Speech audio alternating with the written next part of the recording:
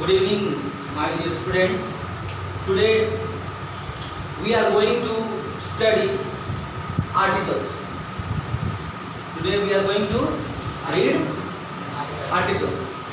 So, have you ever read this topic or not before? Then, first of all, I would like to tell you about articles.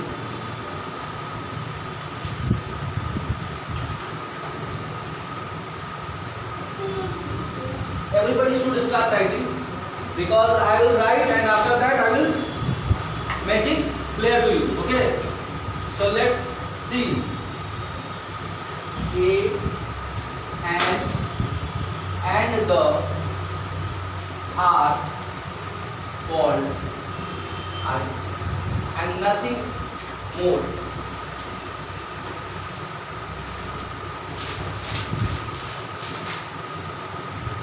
In most of the books you will see this kind of statement written. Okay, A and the are called articles. Whatever I will write on the board, that will be very clear. I will not write lengthy lines. Okay, complex sentences. I will write those lines which are very clear to you. Okay. Articles are of two kinds. Right now, articles are of two kinds.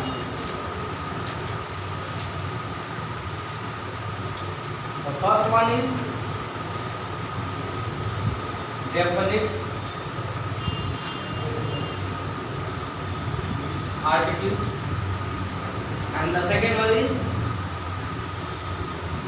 indefinite article. First of all, everybody should write clearly.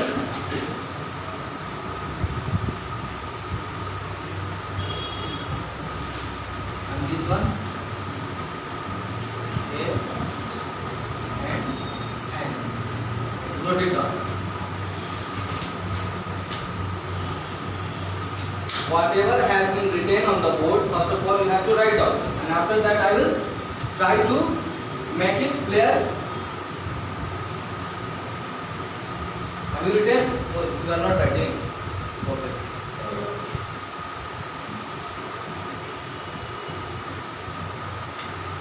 Everybody has written. ऐसा है कि definite article जो है ये the, if you talk about the में हर व्यक्ति मतलब 10 तक आते आते द का प्रयोग कुछ बहुत लोग कहीं बुक्स में कहीं सुन के कहीं कोई टीचर बताए होंगे, तो एक माइंडसेट बना हुआ है क्या कि द में ऐसा आप लोग पढ़े होंगे. अगर हेडिंग हम देखिए, I am not going to elaborate it more. इसका हम बहुत ज़्यादा देखिए तरीका बता देते हैं कि आपको करना आगे क्या. ओके, तो पहले हम अगर रफली अगर समझाएं, इसको लिखना नहीं है, इसको समझ लेना. यूजेस ऑफ अगर हम द लिखे ऐसे सिंगल वर्ड कॉमा में ताकि इसको मैं हाईलाइट की, तो इसमें ऐसा समझना है जैसे सबसे पहले 5 पॉइंट हम लिखेंगे और उसके आधार पर आप यू कैन टेक हेल्प, है ना, any kind of help from any book, grammar book. But करना कैसे है वो हम यहाँ पर 5 पॉइंट बता देते हैं. जैसे देखिए, सबसे पहला अगर हम पॉइंट लिखे कि before the names of reverse, क्या इसका मतलब आप समझिए. व्हाट है बस एक पॉइंट बना दिए कि नदियों के नाम के पहले आपको क्या लगा. जैसे एग्जांपल में हम अगर यहाँ पर देखें तो हम ऐसे आपको आप यू माइट हैव सीन, आप देखे होंगे ऐसा लिखा हुआ. हाँ, कुछ इस प्रकार का. तो ये अगर कहीं भी अगर अब मान लो किसी को, तो पाठ में हमने लिखा है, ये तो सिर्फ बताया कितनी गंगा होता है तो होता है. अब अगर कोई अगर आपके सामने है, if someone is writing like this कि ऐसे Ganga is a holy river, तो इसमें क्या त्रुटि है, क्या इसमें मिस्टेक किया गया. तो ये आपका इसके रूल के तहत क्या है, वाक्य गलत है कि सही है, गलत ही है. तो इसमें कोई नया चीज नहीं, बस यहाँ जो सिखाया गया है कि नदियों के नाम के पहले द का प्रयोग होता है, तो ये रूल बनी. तो हम याद कीजिए, हम ग्रामर का जब डिफिनेशन जब दिए थे तो उसमें एक लाइन लिखे थे, याद है कि नहीं, वो लिखे थे कि grammar is a set of rule. Grammatical पढ़ा रहे हैं, ग्रामर के अंदर नहीं पढ़ा रहे हैं। तो हम यहाँ रूल बताया कि नदियों के नाम में मैंने लगता है, इस वाक्य में जानबूझ के हम क्या किए, द लगा नहीं रहे, तो ये वाक्य सही माना जाएगा नहीं गलत। तो अगर आप ग्रामेटिकली लिखना चाहिए सही, तो आप यहाँ पर क्या लगा के लिखिएगा। तो ये आपका एक पॉइंट बन गया सही, ये रूल आप समझ गए। ये एग्जाम्पल तो हम ऐसे ही लिखे हैं, मेन आपको यही लिखना है, दी गंगा दी यमुना इटीसी कर देना है, तो ये क्या मतलब ये पॉइंट बन रहा है। उसे एक पॉइंट ये लिखो, ये पॉइंट लिखो, इसको लिखने की जरूरत नहीं है, ये लिखो, नोट इट डाउन। 5 पॉइंट हम सिर्फ बताएंगे तो आगे। उसके बाद हम, मेरा मकसद है ए और एन का प्रयोग बताना, मेरा इंटेंशन वो है। द का तो यूज आप बुक्स में भी पढ़ सकते हैं, है ना। मतलब असली चीज समझाने का चीज जो है वो ए और एन में लोग क्या उलझ जाता है, कहीं पर लगाना है एन लगा दिया, ए लगाना है लगा दिया है, इसमें ज़्यादा प्रॉब्लम क्रिएट होता है। इसमें जो एक सिस्टम से जैसे लिखिए वैसे आपको कम से कम 15 या 20 पॉइंट आप लिख सकते हैं, या कहीं से पढ़ सकते हैं। आप फ्री है, you are free to read any book, okay. लेकिन हम एक तरीका बता रहे हैं कि आपको कैसे करना है, बस ये। तो ये पॉइंट लिखे यहाँ तक, ये लिखने की जरूरत नहीं है, बस दी गंगा दी यमुना लिखिए। दूसरा पॉइंट लिखिए, तो पहला पॉइंट ये दूसरी तरह लिखिए, before the names of religious books. दूसरा नंबर क्या बोले, before the names of religious books, धार्मिक किताबों के नाम के पहले, जो धर्म को रिप्रेजेंट करते हैं, जैसे हाँ रामायण हो गया, या मान लो ये भी गीता बाइबल लिख लीजिए, दी गीता दी बाइबल दी कुरान, चाहे एग्जांपल लिख लीजिए। पॉइंट हम बोल दिए हैं, इसको लिखने कहां गया, वेयर इज द क्लॉज। देखिए जैसे हम इसमें कर रहे हैं, बस नेम्स ऑफ रिवर्स के लिए हम क्या इसमें बताओ करेंगे, before the names of religious books, बस इसमें अभी लिख दी गीता होगा, दी बाइबल होगा, ये सेकंड पॉइंट आपका एकदम क्लियर है। अब जहां भी कहीं जैसे वी रीड द गीता बोलेंगे, वी रीड गीता बोलेंगे, क्या बोलेंगे, रीड द गीता। तो कहीं भी कुछ लिखा हुआ है according to rule that should everything should be written according to grammar, grammar कैसे लिखा जाता है, तो ये रूल हम लोग क्यों पढ़ते हैं, ताकि कुछ भी कहीं लिखा हुआ है या अगर आप लिखते हैं तो उसको सही सही लिखा जाए। ये 2 पॉइंट क्लियर है। तीसरा पॉइंट लिखिए, before the names of political parties, राजनीतिक दलों के नाम के पहले। तीसरा point, before the names of, लिख लो जो main the most common one हम लिखवा रहे हैं, before the names of political parties. Party में राजनीतिक पार्टी का 2-4 नाम नहीं मालूम है आपको, बीजेपी तो कांग्रेस तो दी कांग्रेस, हाँ लिख दो 3 एग्जांपल जैसे ऐसे। तीसरा पॉइंट ये तो हो ही गई, इसमें आपका पॉलिटिकल पार्टी वाला आ जाएगा, before the names of political parties.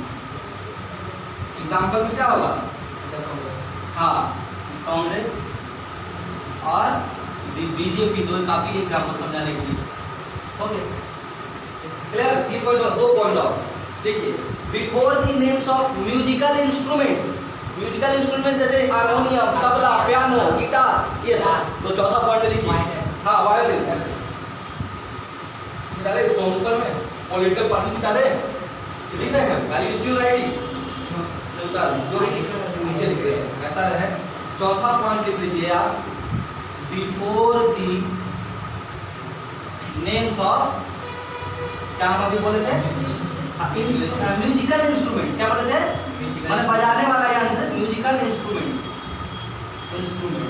देखिए कुछ लोगों को, अगर बिहार बोर्ड वाले लोगों को दिक्कत अगर हो रहा है तो आप ऐसे भी लिख सकते हैं, बजा मतलब जो वाद्य यंत्र जो जैसे कुछ वर्ड को इंग्लिश में ही ज़्यादा अच्छा समझ में आएगा, तो जैसे वाद्य यंत्र जाता है तो वो और कॉम्प्लिकेटेड हो जाएगा, इसलिए म्यूजिकल इंस्ट्रूमेंट्स ऐसे कर देंगे कि म्यूजिकल इंस्ट्रूमेंट्स के नाम के पहले दर्ज आते हैं। चौथा पॉइंट हुआ ना, तो आप ऐसे कर दीजिए, हाँ जैसे एक मूवी में बोला ऐसे कि आई लव द पियानो, ये बोला, क्या बोला, आई लव द पियानो, यही आप लिख लीजिए ना, क्या दिक्कत है, आई लव द पियानो। अब बताइए कि वो सही बोला कि गलत बोला, सही बोला, सही बोला, मूवी बोला गया है, तो यहाँ पर दल नहीं लगाएंगे तो गलत होगा।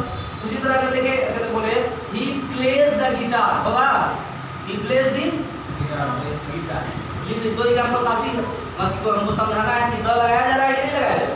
और एक और पॉइंट लिख लो, नोट इट डाउन, हाँ चौथा पॉइंट हुआ, एक one more I will give you, I will write down one more. Should I erase it? Should I clean it? Yes. Yes, sir. देखिए एक और पॉइंट आप लिख लीजिए। हाँ, before the names of directions, दिशाओं के नाम के पहले लिख दो। पांचवा ये लिख लीजिए। हाँ, पांचवा पॉइंट में लिखिए, छूटेगा तो बोलिएगा आप। Before the names of directions. तो अब ये ऐसा नहीं कि पांच ही है, टाइम जैसे मतलब वेस्टेज ऑफ टाइम चला जाएगा ना, तो हम क्यों ना एक तरीका तो आपको बता दिए। अब आप कोई भी ग्रामर का पलटिएगा उसमें you will get all this things. नहीं समझ बात तो न्यूज़पेपर के आगे डाल लगता है ना क्या? हाँ, न्यूज अखबारों के नाम के पहले जैसे times of India, the times of India, the Hindustan times, the telegraph, the daily mirror, वही रूल में है। तो अब आप उस देखिए, कल जो कॉपी आपका देखेंगे उसमें हो सकता है 10 पॉइंट बोलेंगे, घर से आप लिख के लाइए। आप कहीं से बहुत सारा माध्यम है आपको बटोर के कलेक्ट कीजिए, लेकिन हमें एक रास्ता तो बता दिया आपको। तो वही बात, इसका पांचवा पॉइंट क्या लिखिए? Before the names of direction. तो इसमें लिख लीजिए द ईस्ट होगा, the west, the north, the south होगा ना, नॉर्थ और द साउथ। बस चलो नोट इट डाउन। अब अगर वाक्य में कोई लिखे ऐसे, देखिए ऐसा है, हाँ ये सबसे एग्जाम्पल अच्छा है। इसमें दो रूल इसमें छिप जाएगा। The sun rises in the, तो कई जगह देखिए ईस्ट के पहले क्या लगा हुआ है, और यहाँ पर सन के पहले क्या लगा हुआ है। इसमें द का दो यूज इसमें आ गया। एक हुआ कि जितना भी हेवनली बॉडीज है जो ब्रह्मांड में,